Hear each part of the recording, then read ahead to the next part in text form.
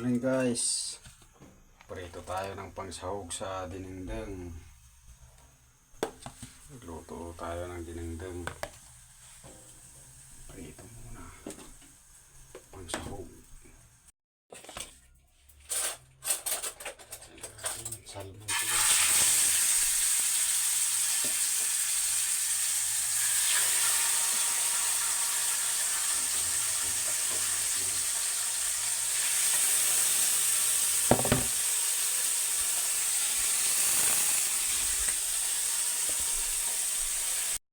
Guys, ayos na to. Prito ng pangsahog natin. Kulo na tayo ng tubig. Guys, natin to. Itong pangsahog natin. Ito natin ng konti ng mantika.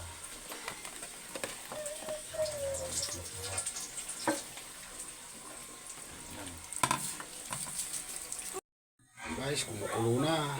Lagyan natin ng konting bagoong.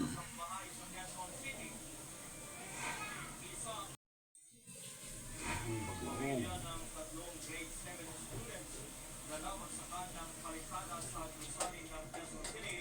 Bagoong. Lagyan na rin natin itong mga gulay. Sabay-sabay na natin.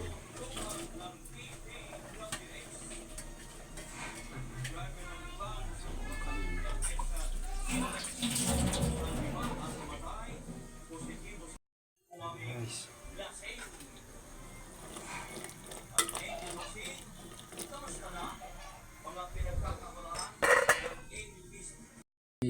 Ganal natin.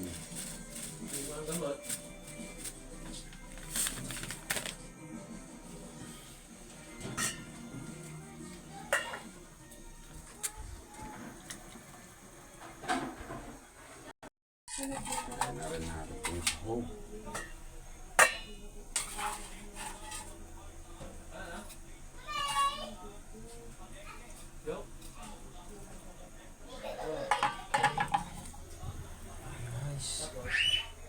Takpan na natin.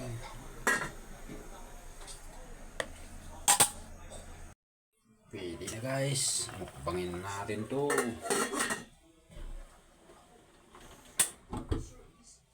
Thank you very much. Subscribe to my YouTube Chili.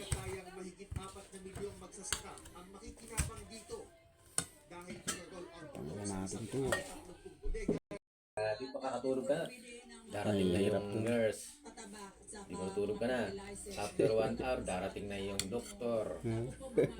After 2 hours, meron na namang darating na pasyente. Walang Papunta na yung tulog mo.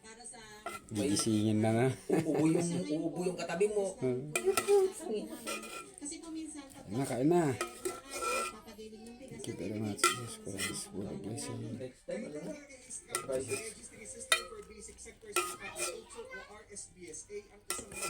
Hirap talaga to. Buti nakauwi na kayo. Nakain na.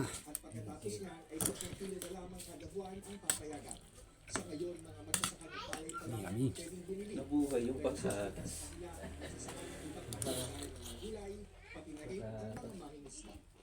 Inalam naman ng DA sa mga rice miller ng Bukawi, Bulacan ang kanilang sentimiento sa araw na suspension ng pag-aangkat ng bigas. May ilang nagsabi na may epekto ito sa supply at bentahan. Tinulig sana ng patay bigas at nagpapagsamahan ng magsasaka ang suspension dahil mababaw nila ito at walang magiging pangmatagalang epekto sa bansa. Ito lang sinabi ng DA na nadama na nila ang magandang epekto ng suspension. Meron po tayong monitor ngayon ay yung pagbili po ng palay, lalo na sa mga local farmers natin, tumaas po, no? As high as 4 to 5 pesos po yung ating huling balita. So ito po ay good news para sa ating mga local farmers. So sana po tuloy-tuloy ito.